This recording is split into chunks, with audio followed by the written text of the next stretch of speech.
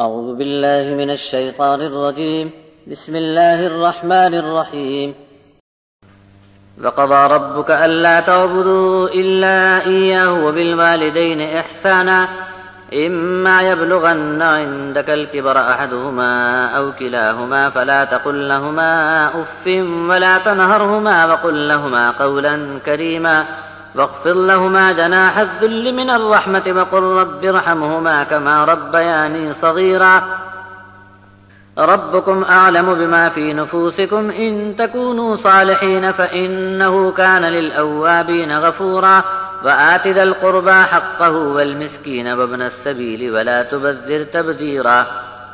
إن المبذرين كانوا إخوان الشياطين وكان الشيطان لربه كفورا وإما تعرضن عنهم ابتغاء رحمة من ربك ترجوها فقل لهم قولا ميسورا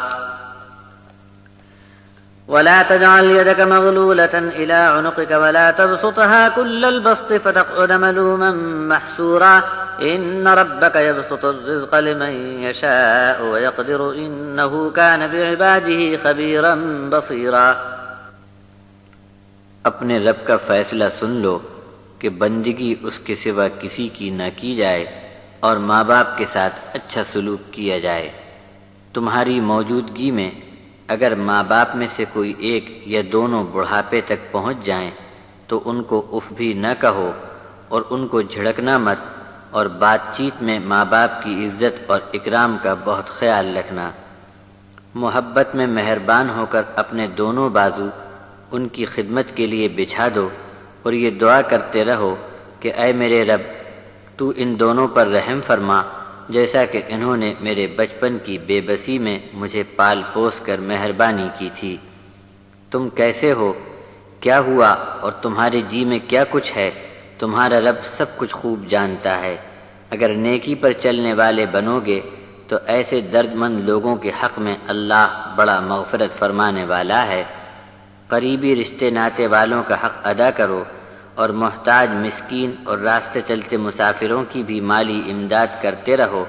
اور فضول خرچی کر کے مال کی افراتفری نہ کرو.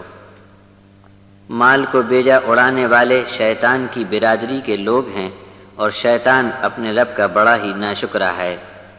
اپنے رب کے فضل اور مہربانی کے حاصل ہونے تک انتظار میں تم کسی سوالی کی مالی ضرورت کو پورا نہ کر سکو تو فراغت کا وقت آنے تک کے لیے نرم اور میٹھے بول کا استعمال کرو، اور بخیلی پر آمادہ ہو کر